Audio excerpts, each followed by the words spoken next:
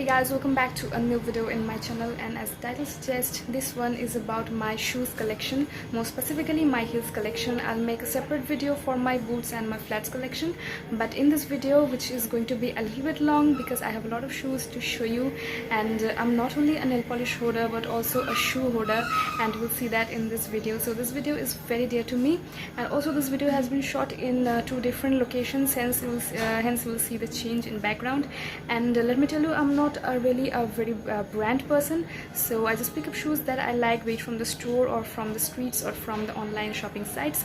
And I will link all the shoes that I've bought online for you, so that if you like any of them, you can just check them out or buy them for yourself. So having said all that, let's get started.